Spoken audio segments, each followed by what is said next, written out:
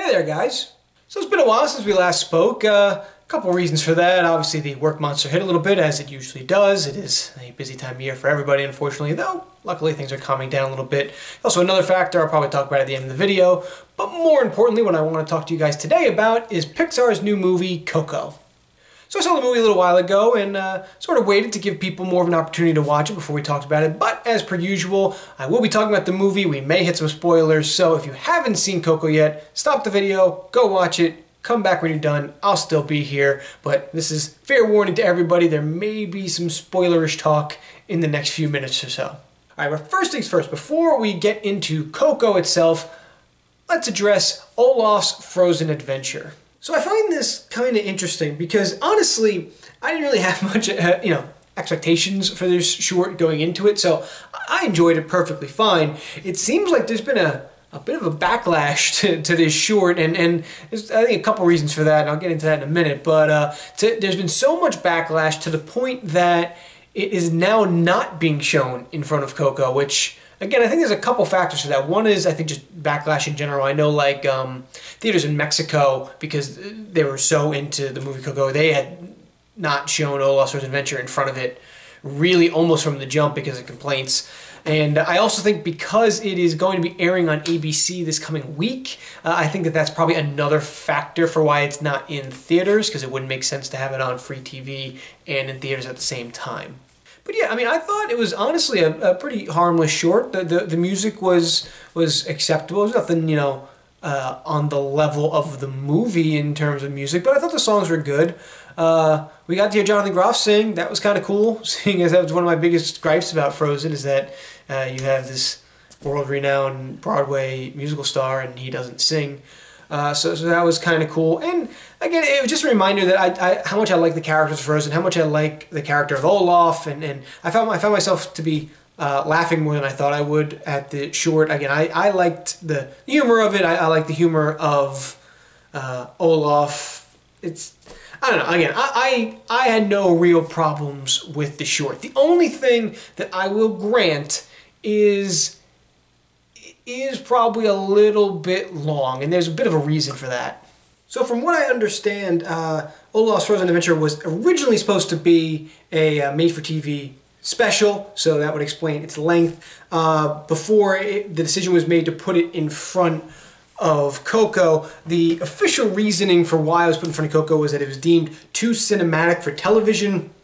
I don't know how much I believe that, honestly. I do wonder if maybe there was some issues with getting a short ready for Coco and they decided to use this, or if they were using this as a way to market it. I don't know. Something didn't quite feel right about that explanation, especially when you consider that Olaf's Frozen Adventure will be on television this week as the special it was always meant to be. So I don't know how much I buy that reasoning. So I will grant a 20-minute short, though it is still a short, let's get one thing clear, 20 minutes, still technically a short, is probably a little bit too long before a movie. And there was some massive backlash to the short, which I found surprising. I think the length had something to do with it. I also think that there's still this weird sort of backlash to Frozen and its popularity that it just happens with things that get popular, I suppose. And what are you going to do? So yeah, there was a lot of backlash to Olaf's Frozen Adventure, but honestly, I didn't see the big deal. I thought it was fine. Alright, so on to Coco. I really liked this film. I said this when I was reviewing Inside Out so long ago. I really like when Pixar does original stuff, and from what I understand, after Incredibles 2, which I'm also looking forward to, and Toy Story 4, which I'm cautiously optimistic about, they're going to kind of go back to an emphasis on the originals, and I really think that that's a good decision, just because you saw in Coco, when Pixar does original stuff, they usually knock it out of the park, and that really came through in this film. Again, I just enjoyed every aspect of it. The characters were real fun, and it was easy to get into them and root for them. I love the atmosphere of it in both the town that Miguel is in the beginning, and also the Land of the Dead. I just thought that the atmosphere was really cool and really involving and really colorful, which is unusual to say for something like the Land of the Dead, but it's true. Very colorful, and it was just fascinating to watch how they put everything together. I've seen some of the behind-the-scenes stuff, and it's really cool. And yeah, again, that's really the best thing I can say for some is that it was super enjoyable, and I found myself getting lost in the film, which actually helps a little bit, and I'll explain why.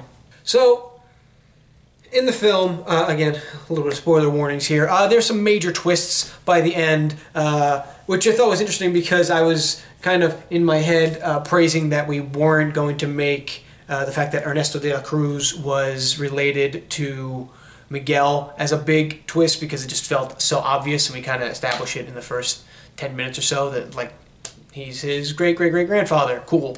But at the end, there's some twists. We find out he's not actually his great-grandfather. He's actually a murderer. The guy who we met, who is far too fun of a character, Hector, is actually the great-grandfather.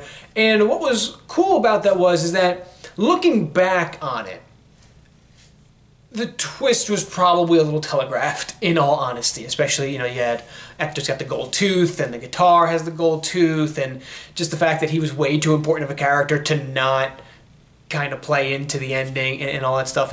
Admittedly, the twist was probably a little bit telegraphed, but the good news is I was so kind of invested in the movie and invested in the atmosphere and the story and kind of letting it envelop me that I wasn't really thinking of how is this twist going to happen? Is there going to be a twist? Where is the story going? I was just kind of enjoying the ride. And I think that's a real good compliment for a movie, is that I was so involved in kind of enjoying the journey of the movie that I wasn't thinking about how we were going to end it or where the ending was or where the story was going. So, yeah, admittedly, looking back on it, twist probably a little bit telegraphed, but the movie's so enjoyable that it's honestly not even a negative.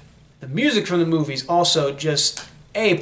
Again, it's so different from a lot of Disney movies just in terms of the music, because it does have that very Mexican and Spanish feel that we haven't seen before in a Disney movie, and especially not in a Pixar movie. Pixar is not necessarily known for its music, so it was kind of cool to see a Pixar musical.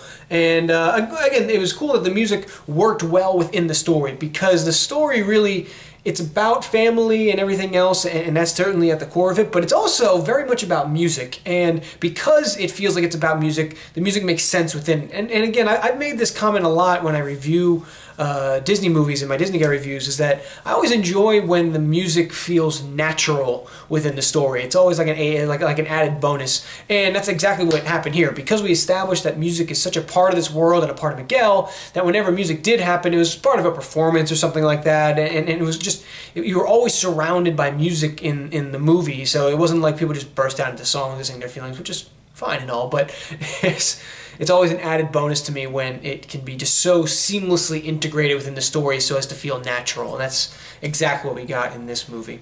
The songs were, I thought, beautifully written throughout. The songs were actually written by a collaboration of people. We had Kristen Anderson Lopez and Robert Lopez, who wrote all the songs for Frozen, as well as Adrian Molina, who was also the director on this film, or one of the directors on this film. So, yeah, and I mean, a lot of them were very memorable, and they were just fun sounding. Remember Me is probably the best song from the movie, and it was funny because when I first heard Remember Me at the beginning of the film, I had a hunch that there might be a greater meaning for that song by the end, because the lyrics I thought were a little ambiguous as to whether they could refer to a family or a lover, and turns out I was a little right on that one. But aside from just that, I thought all of the songs were really good. Poco Loco sticks out to me, Mi Proud Corazon, La Llorona, again, forgive the Jersey accent with the Spanish words, I'm doing the best I can. And La Llorona was actually a traditional song, and it was cool that they integrated some of these traditional Mexican songs in addition to the original ones that were written, because again, it just helped with the atmosphere and helped with the feel of it. And again, I just thought it made for a fun atmosphere, and it kind of tied everything together. The fact that music was so vibrant throughout was really cool, and I really love that style of music. I love sort of the that Mexican, that Latin flavor of music, and it was like that mariachi style. So it was really cool to see that integrated as well as it was within the movie. And again, much like I said for Inside Out, again, calling back to that, it's really cool that Pixar doesn't kind of talk down to the audience, especially, you know, Pixar movies are, first and foremost, they're family films, so you're going to see a lot of kids for it. And a lot of the pitfalls that these family films fall into is that they don't want to, they want to make things easy for the kids. They don't want to make things difficult. And with Inside Out, we saw, you know, they were talking about like really sort of, you know, mental illness and depression, and they were kind of, you know, there was no kid gloves for that. They were talking about it, you know, appropriately, and they were talking about it in a way that they knew you were going to understand. Kids can still understand it. You know, we don't need to talk down to them. They can understand this level we're at. Similar thing here with Coco. I mean, there's a couple of heavy themes here. I mean, first and foremost, death is very prevalent throughout Coco, and not in a gruesome way, not in a gory way, in the emotional way that death hits us. I thought one of the successful things that Coco did was it gave legitimate stakes. We saw in the Land of the Dead, aside from just the stakes for Miguel, where, you know, he had until sunrise to get back, he was turning into a skeleton, that's all well and good. We also had stakes for the residents of the Land of the Dead, and how they had that the ultimate death, or I forget exactly what they called it, but basically where you are forgotten in the world of the living, so therefore you disappear from the world of the dead. And I thought that was very poignant and very kind of, you know, it was handled very well. It was handled, you know, maturely, and that was kind of cool. And that moment when we first see it for the first time, we see Hector's friend kind of pass on. It's an emotional moment, and it's weighty, and not much needs to be said for it. It's a very quick explanation as to what happened, and that's kind of it. And in addition to sort of addressing death and just kind of like looking at it head on, there's, you know, it addresses family and going after your dreams, sticking by family through thick and thin. There we go, and things like that. So there was a lot that this movie kind of packed in, but it never felt kind of overbearing. It felt like everything tied into itself. So again, I keep going back to it, but I really enjoyed this film. I left the theater feeling good afterwards, and clearly I'm getting older, because at the end of the movie, it got a little bit emotional at the end of the movie when we see Hector finally get to walk out of the Land of the Dead to go see his family and everybody, while Be Proud Corazon is playing in the background. It's a big emotional moment. Clearly I'm getting a little soft in my old age. And one final note on Coco. Disney's done a good job of doing this, and they did it with Moana, it comes to mind especially. It was cool to see almost an entirely Hispanic cast voicing Coco. You know, we haven't seen this world and this culture much in Disney animation. So for the culture to be shown the way it was shown, with what I saw to be a lot of, you know, respect and reverence and kind of an embracing of the culture, and to know that it was important to have an almost entirely Hispanic cast, I thought was really cool, and it definitely added a lot to the authentic flavor of the movie, and I just thought it added a lot to the movie in general, especially when for the singing, and especially because Spanish words and phrases were integrated throughout, and that was really cool. Oh, speaking of which, if you haven't yet, I would absolutely go look up a lot of the songs in Spanish. Almost every song in the film has a Spanish version. Some of them are produced, you know, by outside singers, and some of them were just another cut of them in Spanish. The songs are beautiful, and what's cool is, especially if you saw the movie, you already know what the song is about, and you know kind of what the song is saying, so you can kind of hear that even if you don't necessarily understand the words in Spanish. It's definitely worth seeking these songs out and finding them.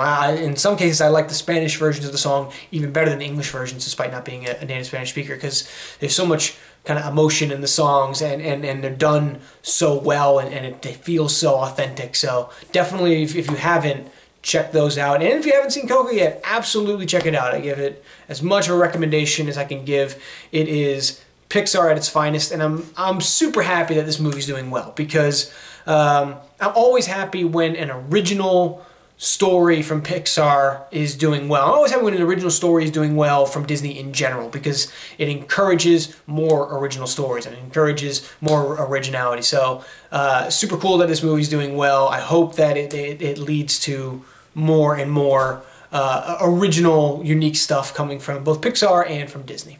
So that was my review of Coco. Just a few more channel notes before I get going here.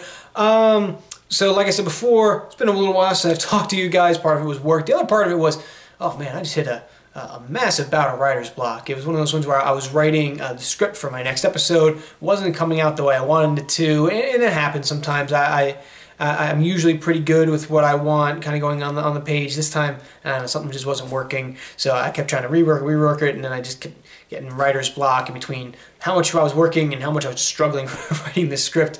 It kept getting put in the back burner. But I'm really going to try to film, edit, and get that out to you guys before Christmas, because I will be going home for a couple weeks, and I don't want to go into the new year without giving you guys a new episode to check out. So this is not the Disney Guy review for Black Cauldron. That will probably be coming up after the new year, because I don't even have the DVD yet. Again, it's been a crazy time. It's a great time for everybody. It's, you know, the holiday season and such. But the plan is, and the goal is to get you guys a new video for the channel before Christmas. So fingers crossed. I'm going to try to double down in the next few days to really get that done. Well, I think that wraps it up for me for now, so it's always nice talking to you guys. Let me know what your thoughts were on Coco, and let me know what your thoughts were on Olaf's Frozen Adventure while you're at it. And you know what? Let me know what your thoughts are about all of the latest Disney news down below. There's a lot to talk about. Unfortunately, way too much to talk about in one video without going on for about 45 minutes. So if you want to talk about some of the most recent Disney news, I know it's been a while since we've spoken, put it down below. We'll have a discussion. I always like talking to you guys.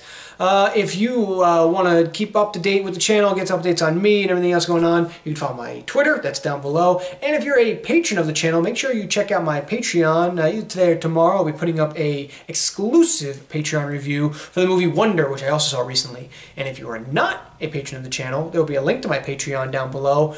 And if you want, you can sign up for Patreon, or for my Patreon, where you can get a bunch of exclusive videos. You can get videos a day early than anybody else on the internet. So, and there's lots of other goodies there as well, depending on how much you want to patron the channel. I certainly appreciate every single one of you, no matter if you are a patron or not, though. So, if you want to help out a little bit extra, that's one way to do it. If you want to help out without going to Patreon, like the video, share it, show it around to people, comment down below, all those good things.